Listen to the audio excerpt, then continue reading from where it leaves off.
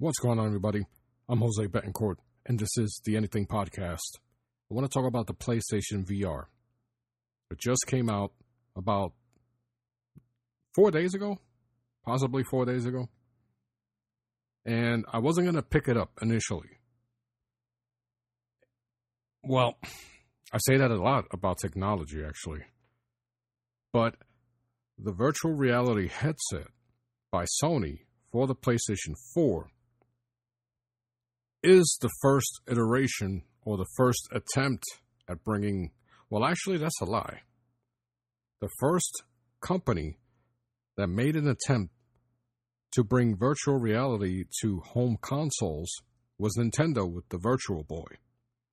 That failed because at the time, the technology wasn't there. But the concept, and Nintendo is known to try to bring innovative concepts to the home console market. But at that time, in the 90s, virtual reality was way off as far as from a technical standpoint. But here we are.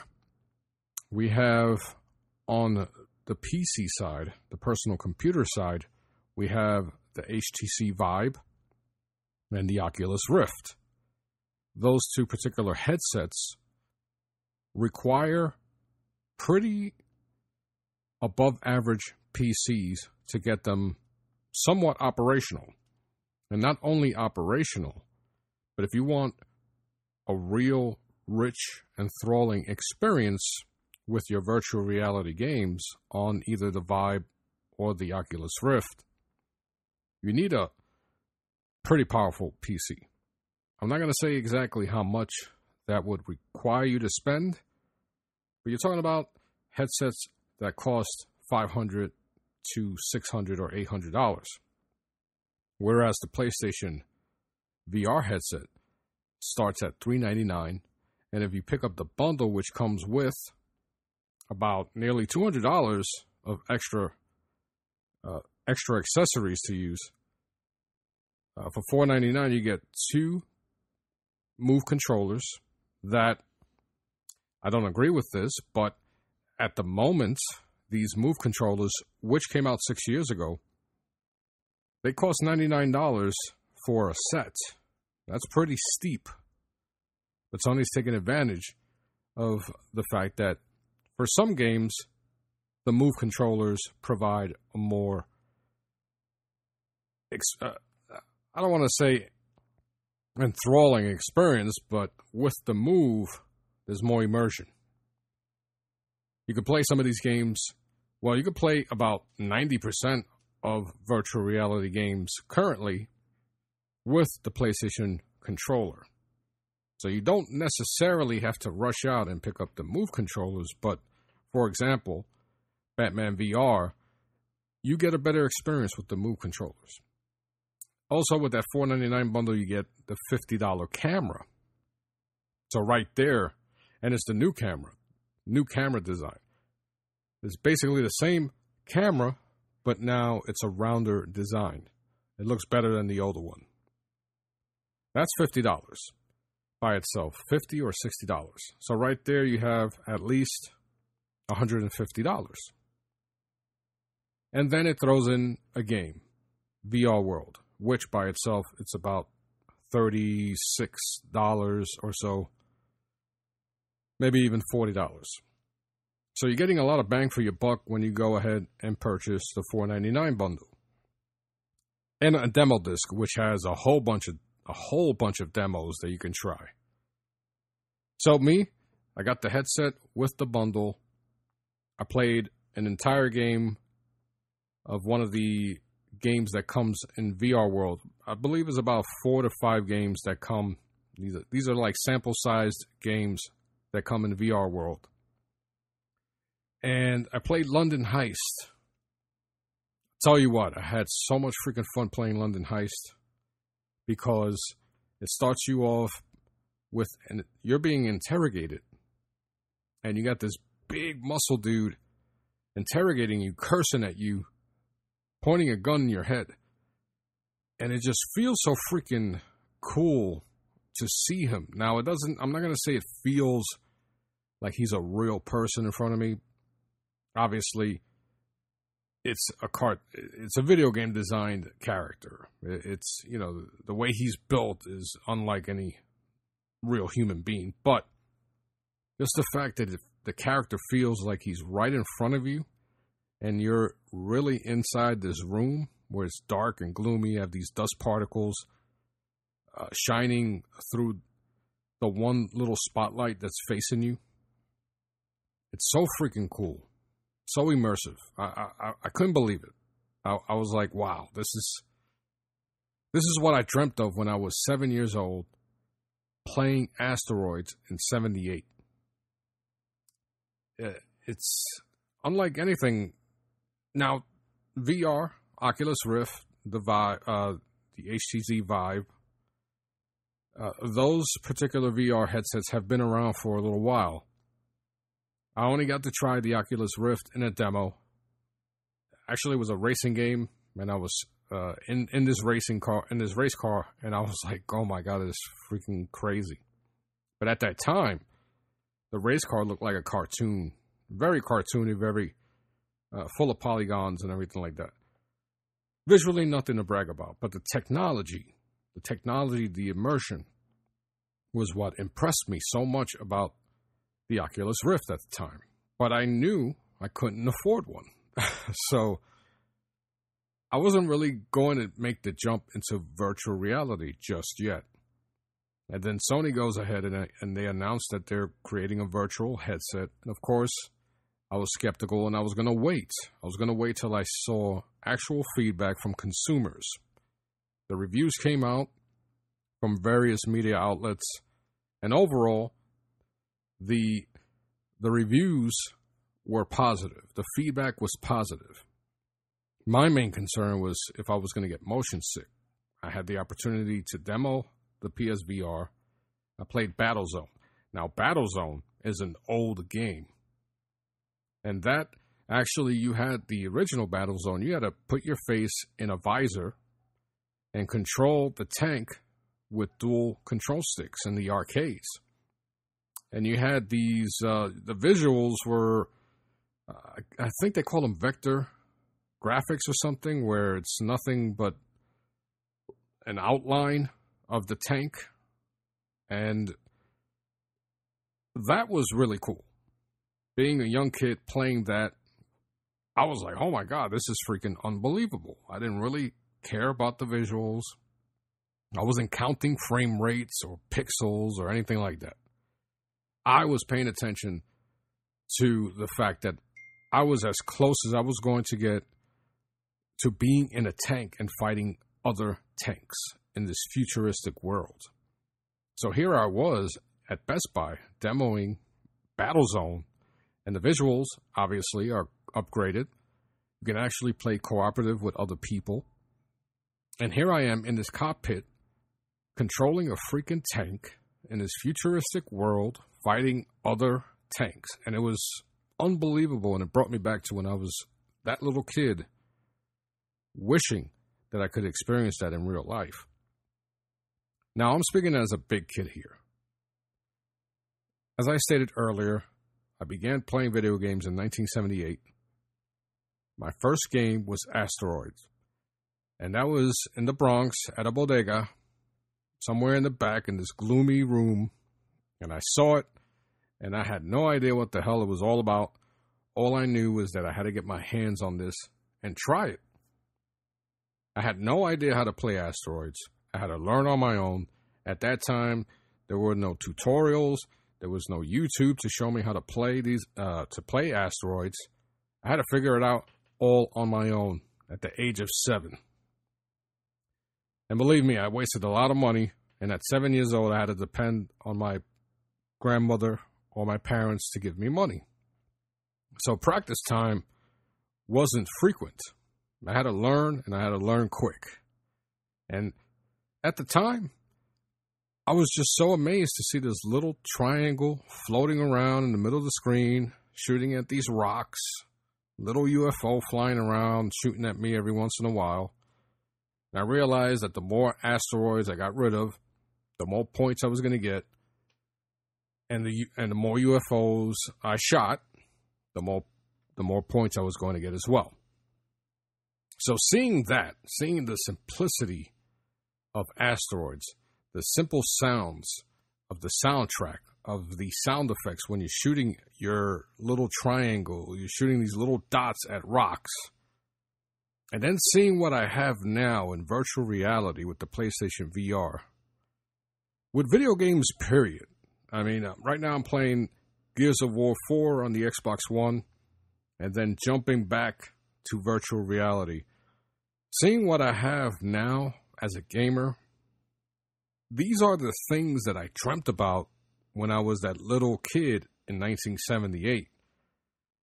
Honestly, I didn't think like, man, I wonder how the future of video games is going to look like.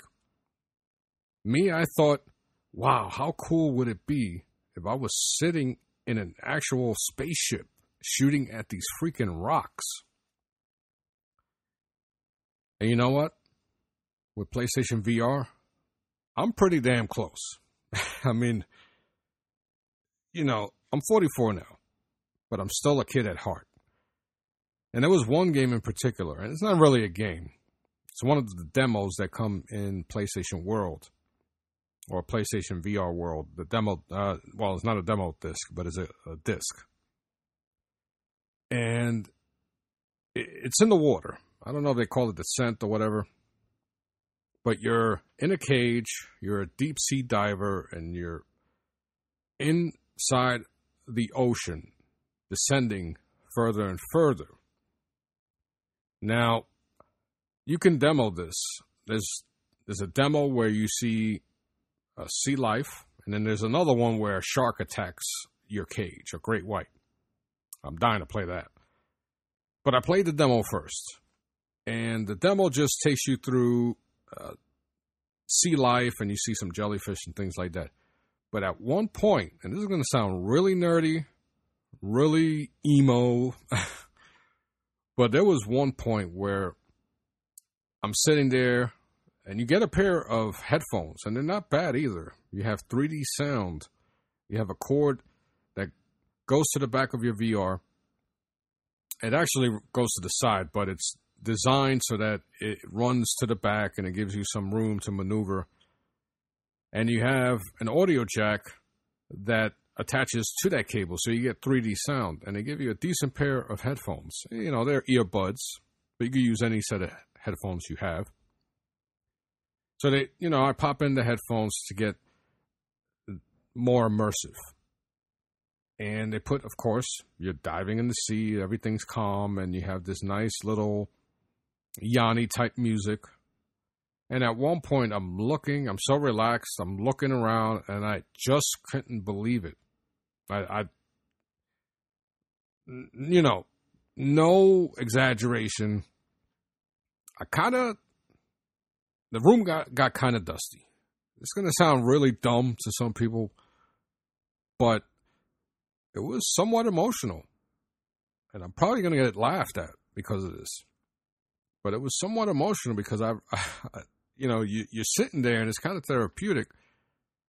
And you're looking around, you could see behind you, you could turn all the way around and see behind you, above you, below you. And at one point I'm like, holy crap, this is so relaxing. I'm inside of a freaking video game in this virtual world watching jellyfish float up in the air, and I see all this plant life and everything, this relaxing music. I never, ever thought I would experience this. And here I am. And here it is. Virtual reality. Now, the thing is it a gimmick? A lot of people want to know about that.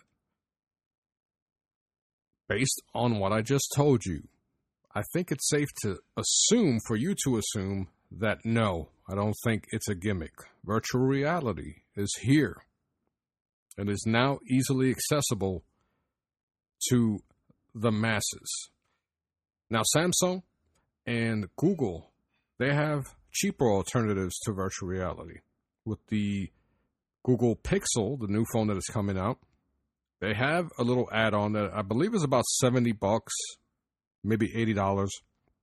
And it's a virtual reality extension or an accessory. You put your phone in there, and you have virtual reality capability. Same thing with the Samsung S7. Their virtual reality headset is a little more advanced than what Google is offering, but it is $99. Still cheaper than the PlayStation VR. So you have three levels, what I consider three levels of virtual reality. You have smartphone capability, then you have the home console capability or virtual reality, and then you have PC virtual reality. Obviously, the PC side is more powerful, more expensive. What I really enjoy about the PlayStation VR is that it's light. It looks nice. It looks really freaking cool, actually. And it's very comfortable. Now, there is a setup process. You have to take that into consideration. There are some wires, not in abundance, but you're going to add new wires to your probably already messy setup. So you have to be smart with your wire organization or optimization. And also, you need room. Now, I'm using mine in a fairly small space. It's not confined, but it's fairly small. A few times while playing London Heist, I was hitting the curtain to my window. So I'm like, I got to be careful that I don't punch through the window or, do something like that. So I need to be careful. Also, what I'm currently having trouble with, that I have to work on this with adjustments.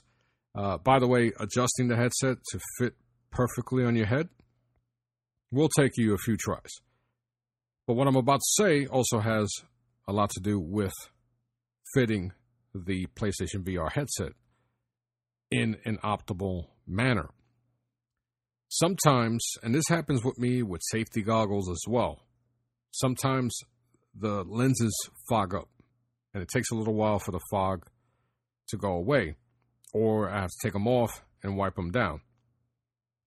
So, from what I heard, if you adjust them just right, that is not going to happen. So I have to wrestle with that. I have to, not wrestle, but I have to make some adjustments and test out more. I'm just babbling here and I apologize, but I have to make some adjustments to make sure that the fogging goes away, because it does get annoying. So that's one thing to consider if you currently own a PlayStation VR or you're thinking of picking it up. The other thing, Drive Club is a racing game. I played that. It was so freaking cool to be in the driver's seat and looking around and seeing the opponents trying to beat me. I mean, the sound, the lighting, the speed, it was like, I spoke earlier of playing the Oculus Rift in a race car. This just destroyed it, because as I stated, that was basically a demo or a prototype that I was trying out with the Vive. I mean, not the Vive, with the Oculus Rift. So here I have a complete product in PSVR and a complete game in Drive Club. And it looks really, really good. Now, it doesn't look as good as Drive Club for the PlayStation 4, that is dedicated to the PlayStation 4. But it looks, if you never played Drive Club, you won't know what you're missing. So, playing Drive Club, I began to get nauseous. And somebody told me to mention this. So what I did was, because, you have to really adjust to having these vehicles so close to you.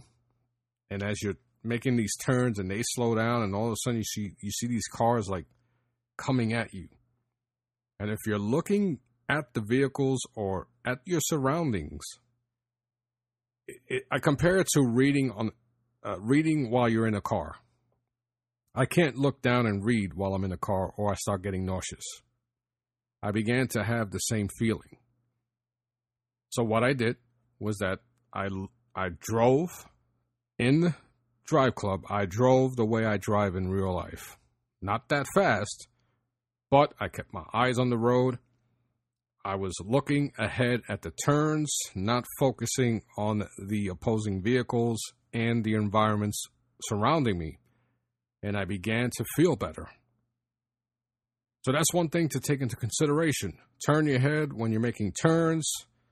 Flow with the track. Turn your head as the track is beginning to come up. And when you see a turn to the left, begin to tilt your head and focus to the left. Follow the road. It was really cool looking at the side mirrors to see where the cars were at and everything, or looking behind me to see where the cars were at. Also, rigs, I had the same type of discombobulation happen to me where I ran into a wall and it was just this huge wall just right in front of me, right on top of me, and I began to get a little woozy as well. So I had to adjust my viewing again. And with rigs, you're using this giant mech, this giant eco suit, and you aim with your head. So I had to get used to that. But overall, I'd say maybe 90% of the games I've been okay with. And there's an adjustment period. I'm not going to lie, there's an adjustment period because you're seeing, your mind is being tricked into believing you're in these worlds. And there's nothing like it. Nothing like it. Now, there's a cinema mode where you can watch movies from your PlayStation 4 or play regular non-VR games from your PlayStation 4. And you'll have a simulated movie screen. Now, there's 3 of them. There's a small one that will actually move as you move your head. Then there's a medium screen. And then the large screen. It's like a IMAX movie screen. And I was playing Destiny on that, and it really felt, and I'm no exaggeration, playing Destiny in that big of a screen or simulated screen felt really weird. It felt almost, I'm not going to say it felt like I was in virtual reality, but it felt almost VR because my character was so close, so huge in this virtual screen, and the walls were like coming up at me. So it had the same effect as Drive Club in the beginning, and I was like, oh God, let me get the hell out of this. I tested out Gone Home, and because you see nothing but a little cursor in front of you, and it's first-person view as well. That felt really cool in the giant screen. So I got to try that. And then I played a few Netflix movies. Now, as far as visual quality, when you're watching a movie or you're playing a standard PlayStation 4 game, you get 1080p resolution. It feels like you're playing on a movie screen. It feels like you're looking at content on a cloth surface, on some type of surface. Some people call this the screen door effect. But you can tell you're playing on some type of surface, not like a TV screen where you're looking through glass. With PlayStation VR in cinema mode, I can't describe it any better than saying it looks like you're really playing a video game or watching a movie in a giant screen.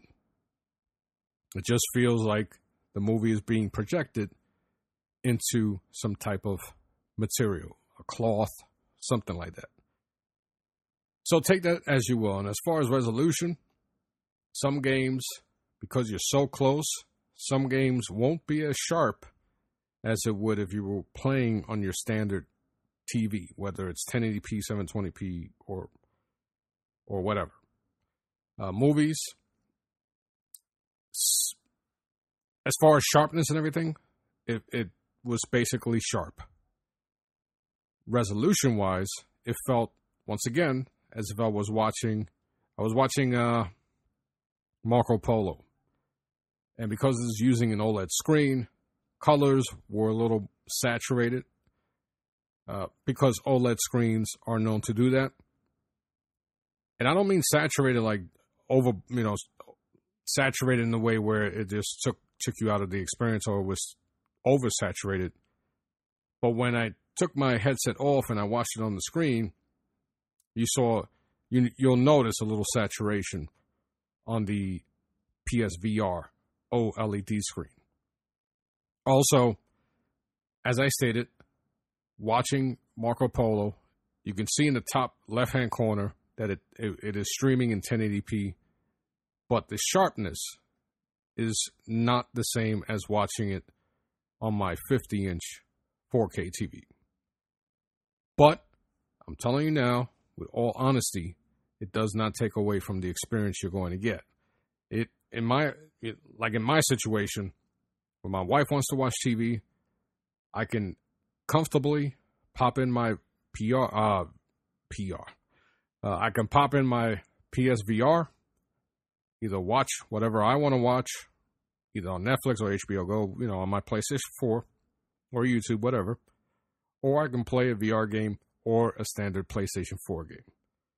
Now, I'm also picking up the PlayStation Pro, and there is some speculation that some of the sharpness, the resolution situation might look a lot better with the Pro. So who knows? After a while, you don't really notice the resolution. And for those who are in it for the experience, for the immersion, that's the last thing you're going to think about. Of course, people like me, we're kind of picky. We notice these things. But overall, I was playing London Heist. Wow. Incredible. And tonight, hopefully, I'm going to play me some Batman VR. I'm going to be in the Batcave. I'm going to stand on top of a building looking down and see how awesome that's going to be. I heard a lot of good things about Batman VR. Overall, my experience has been really pleasant. Somebody called me an impulse shopper. So I don't regret buying this PlayStation VR. And I have a video on my YouTube channel. Check it out. It's Joe Beta. And my son is playing the demo called The Kitchen, a demo for VR. And his reactions is really funny. So, if you have the PlayStation VR, let me know on my Twitter, @JoseVBeta. And check out my YouTube channel, Joe Beta, as I said it before. And as always, I thank you for taking the time to listen or watch this episode of the Anything Podcast. I'll be talking to you soon. Take care.